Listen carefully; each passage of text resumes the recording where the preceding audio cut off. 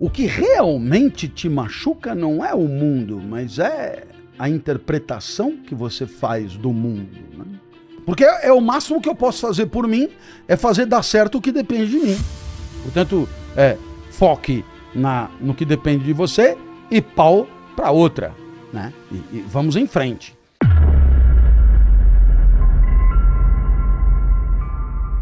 O que é você agir com estoicismo, né? O que significa isso, né? Eu diria não para quem estudou filosofia antiga, eu digo para quem fala português, né? Tá. Significa agir com estoicismo. Significa o seguinte: ante uma adversidade, não sair reclamando, abatido e se queixando, mas disposto a resolvê-la, enfrentá-la, encará-la e suportando a dor que se sente, né? Um símbolo Epicteto estoico, né? E um sujeito foi ele amarrado e um sujeito quebrando o braço dele, e ele é o símbolo do estoicismo, né? Ah, é? Você quebra o braço do cara, isso não é relevante, né? Então, o estoico, ele está particularmente preparado para enfrentar a adversidade com o peito aberto, talvez sem muito mimimi, como gostam de dizer alguns nos dias de hoje. O que é interessante nessa história toda, né, pensando aqui muito alto e contemporaneamente, e linkando com os dias de hoje, etc., né, quer dizer que, no fundo, para os estoicos, o que realmente te machuca não é o mundo, mas é a interpretação que você faz do mundo, né? E que, portanto, se houver um trabalho de interpretação do mundo pertinente, o poder lesivo do mundo sobre você diminui muito. Faz muito sentido. E é difícil isso, né? Muito difícil, né? Quer dizer, então, no final das contas, muito do que a gente vê, ouve, escuta e que nos abate, nos destrói, nos arrebenta, etc e tal, no final das contas, porque é bem a ideia. O que o cara falou, ele falou lá, e o que ele quis dizer, ele quis dizer lá. Não pode ser isso a causa do teu abatimento. A causa do teu abatimento é o que você fez daquilo. Como aquilo... É como você interpretou aquilo, que significado você deu aquilo. É isso que te abate, né? Então, no final das contas, muito daquilo que nos entristece, que nos apequena, já está em nós mesmos, né? Mas isso... Nossa forma de encarar o mundo. O perigo de você levar isso a outra extremidade é a apatia também. É você ser apático em relação ao mundo. Tipo, as coisas são assim e não tenho o que fazer. Eu vou aceitar tudo que me foi imposto. Então, mas aí retomando, né? Por isso tem metade. Ah, tá. Essa metade minha eu continuo fazendo. Opa! E aí, no talo, né? No talo. Com todos os botões lá em cima. Se depende de mim, velho, vai dar certo. Porque é o máximo que eu posso fazer por mim, é fazer dar certo o que depende de mim. Você entendeu? Quer dizer, eu tô procurando emprego.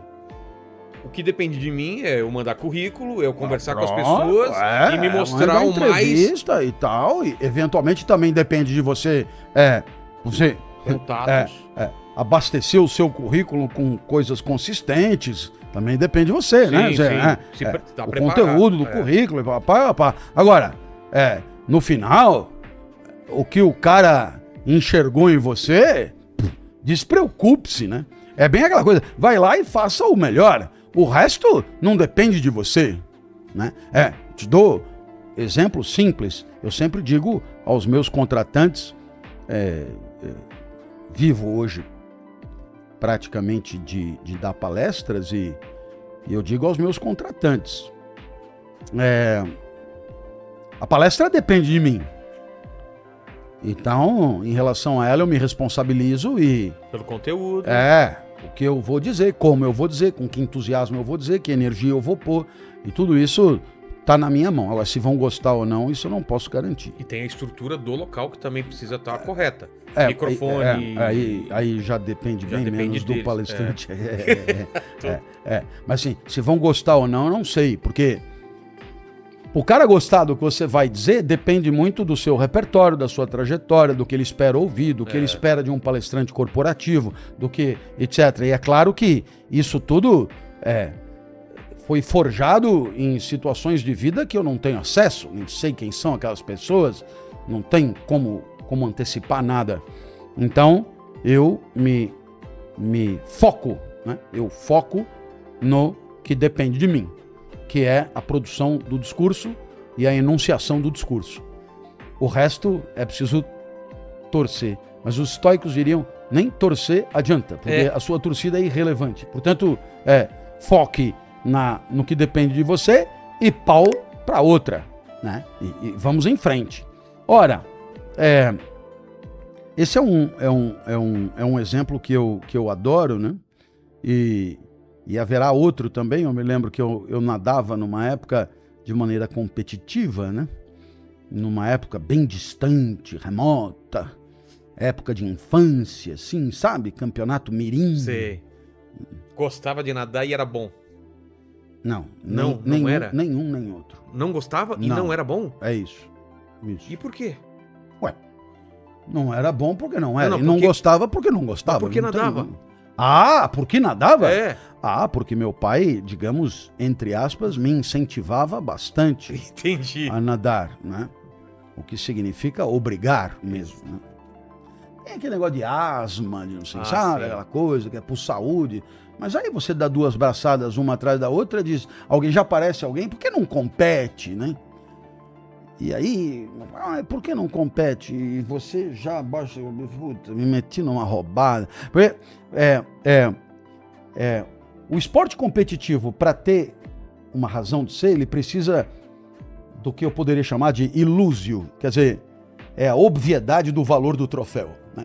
Quer dizer, assim, é você entender que a vitória vale muito e isto é óbvio, não precisa nem demonstrar.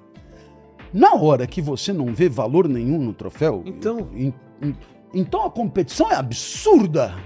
E eu passei 8 anos competindo, assim, ganhava uma medalha e jogava na piscina no instante seguinte, nem levava para casa. Tá? E não é arrogância ou desdém, é que simplesmente o que importava para mim eram outras coisas que não aqui. Mas, de qualquer maneira, a minha saúde melhorou nessa época. Bom, como você percebe, eu ia lá e, claro, como eu gostava muito do meu pai, eu queria que ele ficasse feliz. Então eu entrava na piscina e eu rachava o pau, eu nadava com raiva, né? Mas eu sempre dizia pro meu pai, eu vou lá arrebentar. Agora, se tiver outro que nadar mais rápido, o que eu posso fazer?